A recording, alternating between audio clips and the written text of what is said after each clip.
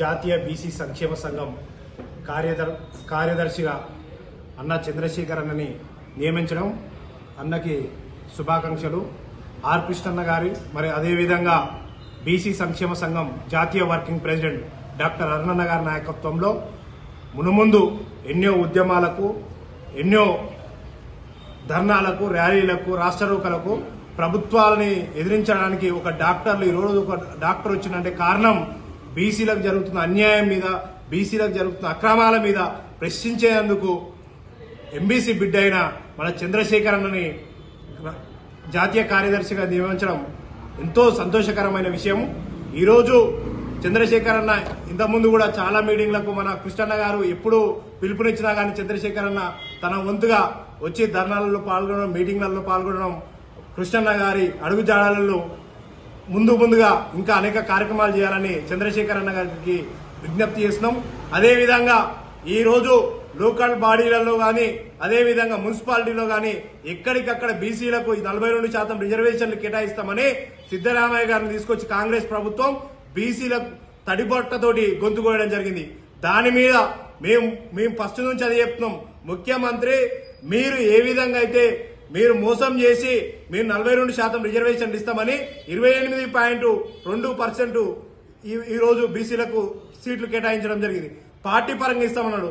Party పరంగా లేదు, మన్ను లేదు, మశనం లేదు. అందుకనే చెప్తాం, జనరల్ సీట్లలో పోటీ చేసిన బీసీలందరినీ ఎక్కడికక్కడ బీసీలందరూ మున్సిపాలిటీలలో బీసీలని ఘన విజయం సాధించాలని పార్టీలను చూడకండి, వ్యక్తులను చూడండి. మన బీసీ ఉండా, కులం బీసీ ఉండా, ఎవరైనా సరే వాడు మంచా చెడ తర్వాత సంగతి. బీసీ క్యాస్ట్ ఉన్న వ్యక్తుల్ని గెలిపించాలని రాష్ట్ర ప్రజలందరికీ మేము తెలియజేస్తా ఉన్నాం. కృష్ణన్న గారు ఆధ్వర్యంలో ఎంతో మంది బీసీ నాయకులు ఈరోజు చదువుకొని ఎంబీబీఎస్, అదేవిధంగా పీజీలు, డిగ్రీలు చదివి, అదేవిధంగా ఐఏఎస్లు, ఐపీఎస్లు, అదేవిధంగా group 1, group 2, group 3, SI, constable, అదేవిధంగా ఎంతో మంది ఇంజనీర్లు అయ్యారు.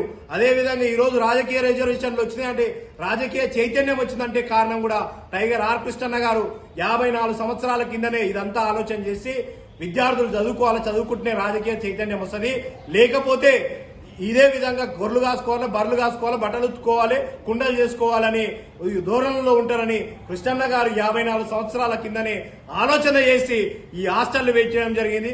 అదేవిధంగా fee reimbursement, BC hostel, SC హాస్టళ్లు, అదేవిధంగా ట్రైబల్ వెల్ఫేర్, ఎస్టీ హాస్టళ్లు, అదేవిధంగా కార్పొరేషన్ లోన్లు ఇవన్నీ పెట్టించిన ఏకైక గనుడు, నిరంతరం తన జాతి కోసానికి పనిచేసే ఏకైక వ్యక్తి టైగర్ ఆర్ కృష్ణన్న గారు. ఆర్ కృష్ణన్న గారి ఆధ్వర్యంలో ఈరోజు జాతీయ కార్యదర్శిగా చంద్రశేఖర్ అని నియమించడం అంటే ఎంతో గొప్ప విషయము. ఎందుకంటే కృష్ణన్న గారు తన జీవితం మొత్తం ప్రజల కోసానికి, ప్రజల పక్షాన, ప్రజలకే ఖర్చు పెట్టింది తప్ప ఎన్నడూ కూడా తన కుటుంబానికి కానీ ఒక రూపాయి కూడా ఖర్చు పెట్టలేదు కృష్ణన్న గారు. అదేవిధంగా చంద్రశేఖర్ అన్న కూడా ఎంతో మందికి ఉచిత వైద్యం చేసి రేపు బీసీలకు ఎక్కడ ఏ ఆపద ఉన్నా గానీ చంద్రశేఖర్ అన్న ముందుంటారని మేము తెలియజేస్తున్నాం.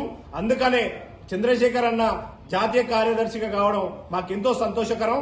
అదేవిధంగా బీసీల కోసానికి, బీసీల హక్కుల కోసానికి, బీసీ గొంతుకయ్యి చంద్రశేఖర్ అన్న రేపు కాబోయే ఎన్నికలలో ఎమ్మెల్యే కూడా కావాలని, ఆర్ కృష్ణన్న అరుణన్న నాయకత్వంలో ఎమ్మెల్యే కూడా కావాలని, ఒక వైద్యం చేసే వ్యక్తి ఎప్పుడైతే అసెంబ్లీలో ఉంటాడో, ఒక ఎంబీసీ బిడ్డ ఎప్పుడైతే అసెంబ్లీలో ఉంటాడో ఈ జాతిలకు అభివృద్ధి జరుగుతుంది, అదేవిధంగా ఈ జాతులకు మంచి జరుగుతుందని తెలియజేసుకుంటూ ఈ అవకాశం ఇచ్చిన అరుణన్న గారికి నా యొక్క ధన్యవాదాలు.